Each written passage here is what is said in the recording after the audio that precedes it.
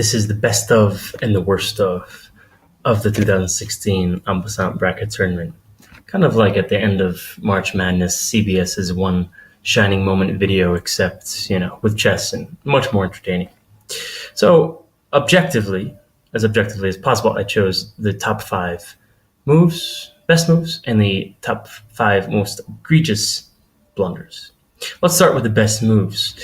First, it's Carmona with white versus Whaley Fan with black. And this was also probably the most entertaining game of the entire tournament just because of the ups and downs. And here in this endgame, this very interesting material juxtaposition. You have Carmona with a white queen and some passed pawns, and you have Whaley Fan with 2 knights and a rook and a passed pawn. It's white to move, and Carmona has to be careful because if he allows this knight to swing into c3, well, then his king only has 1 square to move to, and this pawn is barreling down, and it's going to queen. He has to be careful, but he found the right move. The move was queen c6 check, and after this, there's really not much the fan can do. In the game, he chose the kind of slightly subpar move, and there you go. Queen picks up the b6 pawn with check, and then he's winning the knight. The other alternative, which wasn't that much better, but was a bit better, was king to b8, and then it's check. Fan blocks the check, but it's another check, and Carmona freely scoops up the passed pawn. Moving to best move number 4. It's Cini with white versus Favello with black. This was the most subtle of the best moves, but I really like it. It's white to move, and Cini is up a pawn, but Favello is also doing quite well with these 2 bishops and then this powerful knight. But the knight has an issue, and we'll see how Cini exposes that. The move is b3, subtle, but setting up for deadly ramifications. Favello failed to see what was coming. He moved pawn to d6 there, and then boom, c4. The knight has nowhere to go. The knight is trapped. And so in the end, Favello picked up a couple of pawns for the knight, but in this situation, the 2 pawns of the knight wasn't enough compensation, and it really was the beginning of the end for Favello against Cini here. So looking back, Cini correctly spotted that the knight had no future and was going to get trapped. Moving on, best move number 3. I'll take credit here. It was Pollock with white versus Fan with black. A complex position here. It's black to move, but as you see, black has to worry about this pawn fork that's supported by the bishop, but black has its own threat. Pretty easy. It's what Fan played. He takes the bishop with check. And my response here, which I'm calling best move number 3, was rook to f2. Bit of a bold move, and not actually the best move, and the computer says it's not a good move, but it's a psychological move. I'm basically goading Fan to take my rook and win the exchange, but by doing that, I'm setting myself up for a better position. And sure enough, it worked. Fan took, winning some material, but my queen moved to a better position and is now ready to swoop in, win a pawn, and I'm looking pretty good for the endgame. That's what happened. Let's see. The king has to move back, and while it's still even and still very, very tricky endgame, I think psychologically I've put myself in a very good position with this dangerous passed pawn, and I did win the game. So it was the somewhat crazy, maybe bold, stupid move, rook to f2. Best move number 3. Best move number 2. Whaley fan gets his revenge against Pollock. This was the most painful game to watch for any spectator. It's Whaley fan with white versus Pollock with black, and I counted a total of 63 rook moves in this game. That's pretty unbearable. The queens were off the board by move 9, and then the rooks were just moving back and forth, like crazy men. And you can see here, just check out my rook on the 8th rank. He's just going to be moving back and forth. There he goes, defending, moving again, defending. Oh, there he goes again. He's still moving around. And here is my slight inaccuracy. Well, it's just an outright mistake by me to move my king here, and it sets Fan up for the great move that he found. He was very patient. This is Fan at his best, patiently lurking, waiting for the good move. And it's bishop takes pawn on c4.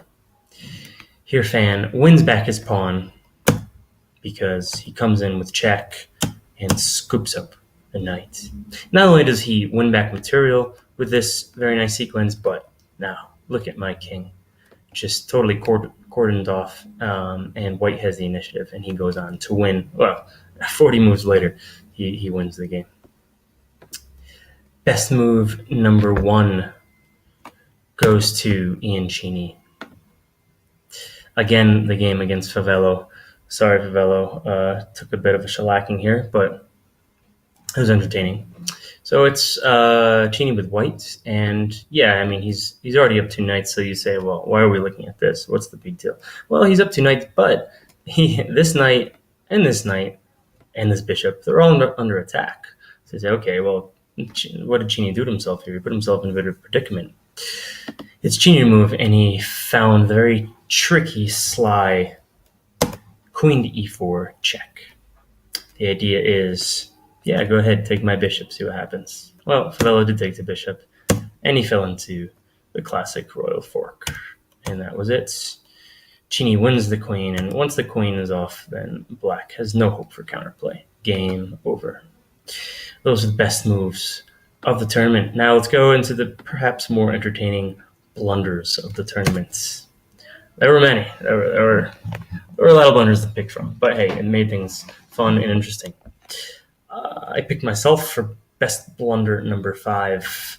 It's Pollock with black. This is a somewhat esoteric blunder, but I like the way it shows how a seemingly good move can, in fact, lose the game for you. So Carmona has black here, and he recently moved out of check, and it's white to move. The game is even. I could have done many different things, but I chose to put Carmona's knight in a pin. Seems like a good move, but it was a blunder. Carmona blocks the pin and offers up the exchange. And here's slight blunder number 2 by Pollock, moving rook to e1. Not a square you want to be, because sure enough, there goes a nice knight fork. And Carmona wins exchange and puts himself in a position for an easy mop-up win. That was blunder number 5 by Pollock. Blunder number 4 goes to Kersey versus Cheney. Kersey with black. He's down a pawn, but he has some good-looking rooks right here. He's attacking Cheney's knight. Cheney gets his knight out of danger, and here comes the blunder. Kersey thinks he has a back rank mate, but he doesn't. He takes the pawn, thinking he has mate next move, but no, Kimosabe. In fact, I have e1 covered. No big deal. Thank you for the rook. That was blunder number 4. Blunder number 3